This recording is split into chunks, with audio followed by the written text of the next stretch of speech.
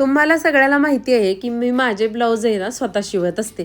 त्यामुळे बऱ्याच ताईंच्या कमेंट येत होत्या की ब्लाऊजची कटिंग दाखव. तर आजच्या व्हिडिओमध्ये थोडक्यात दाखवणार आहे. माझी अगदी साधी जुन्या पद्धतीची ब्लाऊजची कटिंग आहे, तीच शेअर करणार आहे. आणि इथं सकाळ सकाळी उठल्यानंतर अगोदर चहा ठेवला होता आणि म्हटलं चला 4-5 दिवस झालेत, आज लोणचं मस्त असं मिक्स करून घेऊया.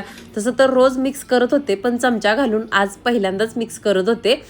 कोरडच चमचा घेतला होता, त्यानं छान अगोदर लोणचं मिक्स करून घेतलं, म्हणजे सगळ्या फोडी आहेत ना व्यवस्थित मुरतील. तसं तर आता खूप छान फोडी मुरलेल्या आहेत, एकदम मऊसर अशा झालेल्या आहेत आणि टेस्टला तर खूप अप्रतिम झाले. ज्यांनी कोणी लोणच्याची रेसिपी बघितली नाही ना, त्यांनी चॅनलवरती जाऊन नक्की बघा. माझ्या आईच्या पद्धतीनं अगदी गावरान पद्धतीची ही लोणच्याची रेसिपी शेअर केली. चहा इकडं शिजत होता, पण काल रात्रीचं ना चहापत्तीचा आणि साखरेचा डब्बा मी घासून ठेवला होता. मग इथं हातोहात लगेच चहापत्तीच्या डब्यामध्ये चहापत्ती आणि साखरेच्या डब्यामध्ये साखर भरून घेतली. पण चुकून असं झालं होतं की चहापत्तीच्या डब्यामध्ये मी साखर भरली होती. साखरेचा डबा मोठा आहे आणि चहापत्तीचा छोटा आहे. परत ट्रान्सफर केली चहापत्तीच्या डब्यातून. साखर जी होती ती साखरेच्या डब्यात ओतून घेतली. तर गडबडीत असं पण होतं कधी कधी सकाळी. आणि चहा पण शिजत होता, त्यात चहाची साखर टाकायची राहिली होती, तर त्यात सुद्धा टाकून घेतली. म्हणजे सकाळ सकाळी ना किचनमध्ये छोटी मोठी बरीचशी कामं असतात. त्यानंतर इथं चहापत्ती भरून घेतली आणि असे पॅकेट्स वगैरे मोठे असतात ना आपल्याकडे बरेच वेळेस, चहापत्ती गरा किंवा कुठलेही जर भरणी भरायला नसेल ना, तर त्याच्यासाठी लावण्यासाठी ना पॅक असे चिमटे भेटतात बघा. ते खाली प्रोडक्ट डिस्क्रिप्शनमध्ये मी टॅग करून देते, तिथून तुम्ही नक्की मागवा. अगदी पॅक बसतात हे चिमटे. म्हणजे ब्रेड किंवा अशा कोणत्याही गोष्टी असतील ना मऊ पडणाऱ्या हवा गेल्यानंतर, किंवा कोणत्याही वस्तूसाठी तुम्ही हे चिमटे वापरू शकता, खूप छान आहेत. आता चिमटा लावून चहापत्तीचं तर ठेवून घेतली. त्यानंतर चहा मस्त असा सकाळ सकाळी गाळून घेतला. आणि नेहमीप्रमाणे हा सकाळी माझ्यासाठी काढलेला वेळ असतो तो चहा पिण्यापर्यंतचा, म्हणजे अगदी 4 ते 5 मिनिटाचा वेळ आहे ना, तो मी माझ्या मनासारखा घालवते. म्हणजे तिथून पुढं घरातली कामं करायला मी निवांत असते. गडबडीत चहा पिला आणि आपण 5 मिनटं स्वतःसाठी नाही ना वेळ काढला, तर सारखं मनात होतं की सकाळपासून 5 मिनटं बसलो नाही, 5 मिनटं बसलो नाही. म्हणून सकाळची सगळी कामं झाल्यानंतर म्हणजे आणखीन स्वयंपाक करायला सुरुवात आहे, त्याच्या अगोदर चहा एकदम मी शांततेत घेत असते, बागेच्या आपल्या निरीक्षण करत, फुलं बघत. मस्त वाटतं एकदम. चहा घेतला, घरात आले आणि मस्त आज अंगापुरता वांग्याच्या भाजीचा रस्सा करणार आहे, अगदी साध्या पद्धतीनं. कालच बटाट्याची भाजी बनवली होती ना, त्याच्यासाठी वाटण बनवलं होतं. लसूण, कोथिंबीर, खोबरं आणि अद्रकचं तेल गरम करायला ठेवलं होतं आणि त्याच्यामध्ये जिरी मोहरीची फोडणी टाकल्यानंतर ते वाटण टाकलं होतं. 1 मिनटं छान परतून घेतलं आणि वांग्याच्या अशा लांबत्या लांबत्या उभ्या फोडी करून घेतल्या होत्या. म्हणजे पटकन अशा पद्धतीचं वांगं शिजतं. तसं तर खूप पातळ वांगं करायचं नाही आहे, कारण उन्हाळ्याचे दिवस आहेत आणि जास्त भाज्या कोणत्याच खाल्ल्या जात नाहीत आणि रस्सा भाज्या संपतही नाहीत. संध्याकाळपर्यंत ह्या जर भाज्या ठेवायच्या म्हटलं तर विटून पण जातात, एवढं टेम्परेचर जास्त आहे.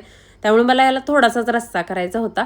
वांग्याच्या फोडी टाकल्यानंतर 1 मिनिटभर या सगळ्या वाटणमध्ये परतून घेतल्या आणि त्याच्यामध्ये पाऊण तांब्या पाणी ओतून घेतले कोमट आणि चवीपुरतं मीठ टाकले. साठवणीचं काळं तिखट आणि मस्त असा शेंगादाण्याचा कूट टाकला. आता याला ना 10-15 मिनटं आहे ना चांगलं बारीक गॅसवरती शिजवून घेणार आहे. खूप मस्त अशी वांग्याची भाजी झाली होती. बऱ्याच वेळेस ना वांगी चवीला छान असतील ना तर भाजीसुद्धा खूप छान होती. तशीच आज वांग्याची भाजी होती. तुम्ही व्हिडिओमध्ये आता खूप दिवसातून वांग्याची भाजी बघितली असेल माझ्या. आहोंना आणि मला खूप आवडते वांग्याची भाजी. तर इथं वांग्याची भाजी बनवून झाली होती. त्यानंतर आज आमरस बनवणार होते, तोही बनवून झाला. काल तुम्ही पाहिला असेल व्हिडिओमध्ये की दशेरी आंबा आणला होता आणि म्हटलं चला आज बिन पाणी वापरता असा मस्त, जसा व्हिडिओत वगैरे आपण बघतो पिक्चरमध्ये किंवा एखाद्या रेस्टॉरंटमध्ये, तशा टाईपचा रस बनवूया म्हणून तसाच रस बनवला होता आंब्याचा बिना पाण्यावाला. आणि दुपारी मात्र केसांसाठी जे मी तेल बनवते ना ते संपलं होतं, ते तेलसुद्धा बनवून घेतलं आणि आता इथं ब्लाऊजची कटिंग करायला बसले होते. तुम्ही म्हणाल की प्लेन कागद आणला होता तू ब्लाऊज कटिंगसाठी, पण माझा तो आणलेला कागद आहे ना माझ्या लेकीनं ग्रीटिंग कार्ड बनवण्यासाठी वापरून टाकला. त्यामुळे पेपरवरतीच ही कटिंग करून दाखवते, नंतर कधी तर दाखवेन. तर आता इथं मी ब्लाऊजची उंची टाकली 15.25 आणि कमर जे आहे ती 11 टाकून घेतली. तसं तर 10 आणि 10.5 टाकली तरी चालते.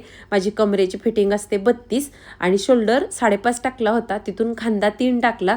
मुंडा 5.5 टाकला होता आणि गळ्याची जी खालची रुंदी आहे ना ती 3 टाकली होती. वरच्या बाजूची 5.5 मधून शोल्डर 3 टाकल्यानंतर शिल्लक राहते तेवढीच असते. असा एकदम प्रॉपर गोल गळा येण्यासाठी जो गळ्याच्या खालच्या बाजूचा बॉक्स आखतो ना आपण, तर तो 3, 3.25 पर्यंत आखायचा, म्हणजे डीप असा गोल छान गळा होतो.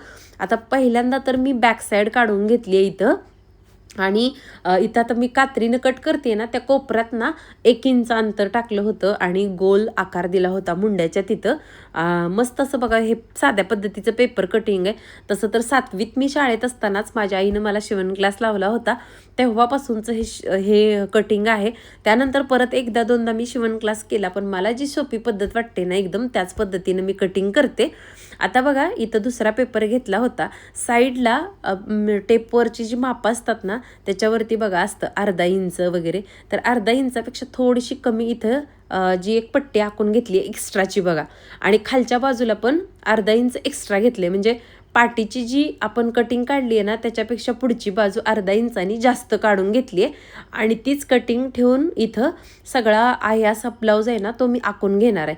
आणि पुढच्या बाजूला पण गळा जिकडल्या बाजूला मी ठेवला आहे ना तिथं थोडंसं 4 दोरी अंतर एक्स्ट्रा घेतले, कारण हुकपट्टी आणि बटन पट्टी पुढच्या बाजूला एक्स्ट्रा असते त्यामुळं. आता आहे असं बॅक साईडचं कटिंग ठेवून मी इथं सगळं आखून घेतलं. फक्त आपला फ्रंट साईडचं, बॅक साईड अगोदर काढली. आता फ्रंटचा गळा थोडा कमी असतो, तर मी इथं माझा फ्रंटचा गळा 6.5 ठेवते आहे. बऱ्याच वेळेस 5.5 पण बास होऊन जातो.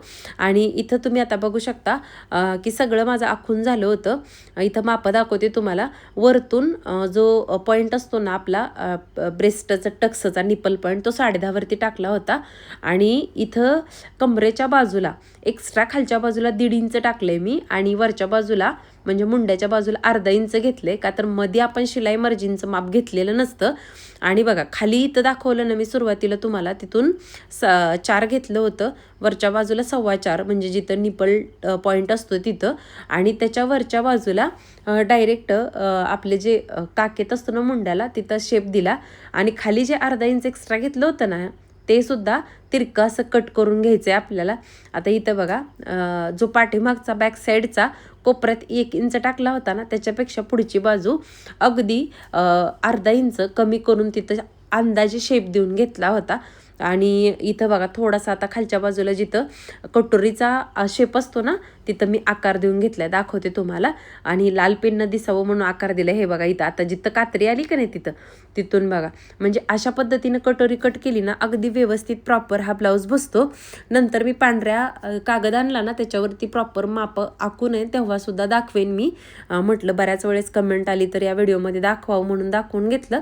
आता हे स्टॅपलरनं सगळं पॅक केले. डबल कटिंग असलं ना तर खूप दिवस व्यवस्थित राहतं म्हणून. आणि हे बघा सगळं आखून व्यवस्थित घेऊन आता कटिंग करून घेतले मी. आणि हेच सगळे कटिंग आहेत ना प्रॉपर आहे अशा जो काही आपल्याला ब्लाऊज कट करायचा आहे ना त्याच्यावरती ठेवायचेत. ह्याच्यात कुठलं एक्स्ट्रा वाढवायचं वगैरे काहीच नाही.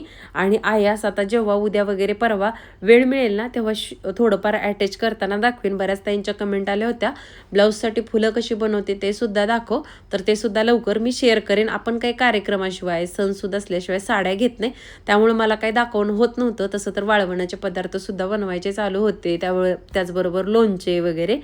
तर इथून पुढं थोडंफार दाखवेन मी जसं जमेल तसं. आणि तसंही आपली शिलाईची मशीन ती पाठीमागच्या रूममध्ये आहे आणि त्या रूममध्ये खूप गरम होते त्यामुळे तिथं काही जावंसं वाटत नव्हतं. तर इथं कशी वाटली तुम्हाला माझी साधी सोपी ब्लाऊजची कटिंग पेपरवरती केल्यामुळे एवढी तुम्हाला समजली नसेल.